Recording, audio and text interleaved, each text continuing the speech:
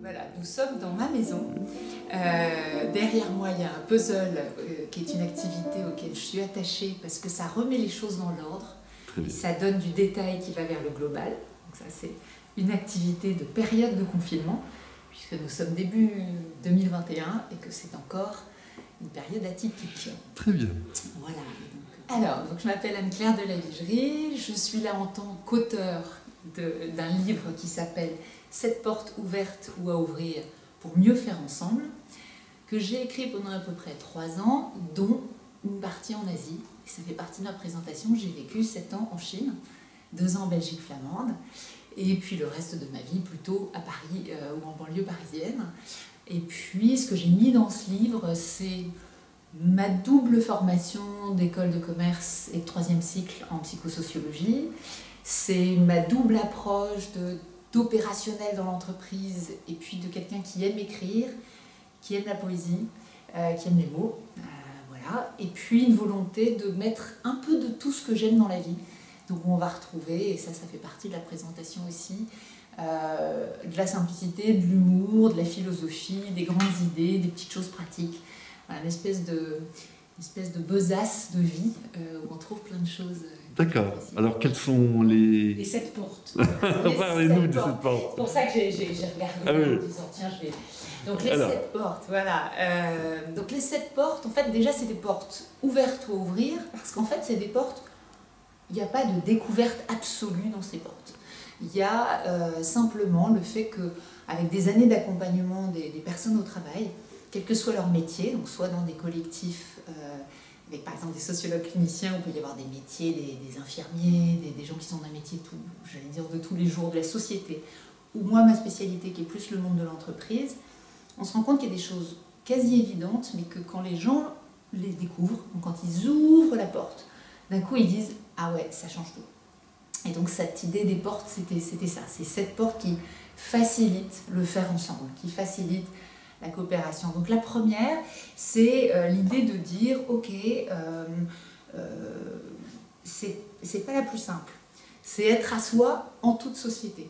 Donc ça veut dire arriver à être disponible pour soi-même et en même temps en contact avec les autres. C'est la porte qui, je pense, a été le plus sollicitée pendant la crise du confinement et du Covid, parce que à la fois ça a été, comment on pourrait dire, facilité, on a eu droit à l'intériorité, on avait enfin du temps pour nous, pour se connaître, pour se poser, pour prendre une feuille blanche et dire voilà qui je suis, voilà ce que j'ai envie de faire. Et puis en même temps, les relations, ça a frotté, il y a eu beaucoup de débats de normes, c'était compliqué. Donc cette porte-là, elle est vraiment sur ce mélange entre l'intériorité et la connexion. Comment je fais cet équilibre-là ? Voilà. Il y a une autre porte, on va de plus en plus vers les autres, que j'ai appelée être un anthropologue du quotidien. Donc, un anthropologue du quotidien, c'est quelqu'un qui, comme un anthropologue, qui irait voir une tribu de cannibales, se met d'abord à regarder tranquillement, à questionner, à demander, avant de juger. Et qui va se dire, ok, au lieu de se dire c'est pas bien ce qu'ils font, de se dire tiens, qu'est-ce qui fait qu'ils font ça ? Pourquoi ils font ça ? D'où ça vient ? Comment ça marche ? À quoi ils croient ? Quelles sont leurs valeurs ? Et donc c'est un anthropologue du quotidien aussi pour soi-même, de se poser des questions à soi et de poser des questions aux autres. Donc, c'est pas compliqué, il suffit de poser des questions. Mais bon, quand on le fait, ça se passe mieux. Donc ça, c'est... Et dans la deuxième porte. Puis la troisième, c'est un espèce de cheminement. Quand on est anthropologue, on a une forme de tendresse avec ce qui se passe, avec les gens, avec soi-même, parce qu'on cherche à comprendre. Donc il y a quelque chose de plus étonné. Et du coup, j'ai été un petit peu plus franco à cet endroit-là, surtout par rapport au monde de l'entreprise. C'est aimer et sortir du paradigme guerrier. Alors c'est pas rien, parce que le paradigme guerrier, il est très fort dans l'entreprise. Tout le vocabulaire, on part en guerre, on combat, voilà, donc il y a quelque chose qui, mon point serré, en parle. Et puis je parle d'amour même dans les entreprises. Alors les gens me disent c'est bizarre ton truc. Je dis non, il y a de la haine aussi. Donc s'il y a de la haine, il y a de l'amour, s'il y a de l'amour, il y a de la haine. Enfin, c'est des vrais êtres humains au travail.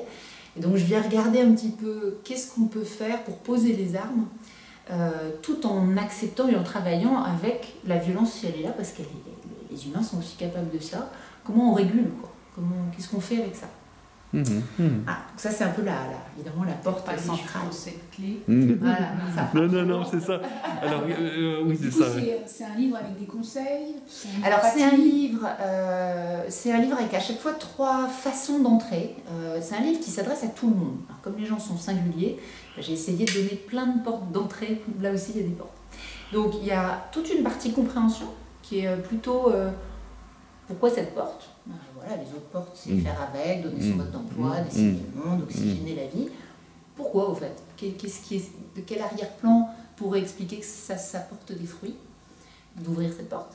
Et puis il y a des gens où ça ne les intéresse pas du tout de savoir pourquoi en fait, ou d'aller voir les idées. Donc ils ont juste une double page bleue avec des citations, avec des phrases. Voilà, la porte du changement s'ouvre de l'intérieur, ils tombent dessus, puis ça les inspire pas, ça s'appelle inspiration. Et puis il y a des gens qui sont très pratiques, puis qui ont envie d'essayer tout de suite, ils se disent quand même c'est vrai, j'y vais demain.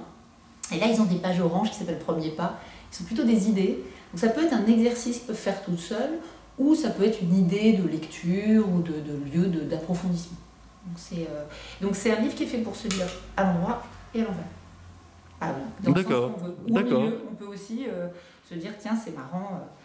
Il y a des petits post-it de temps en temps aussi où on peut tomber sur quelque chose qui nous intéresse. La fameuse citation de Mark Twain. Voilà, les 2 jours les plus importants de votre vie sont le jour où vous êtes né et le jour où vous savez pourquoi. On tombe dessus au milieu.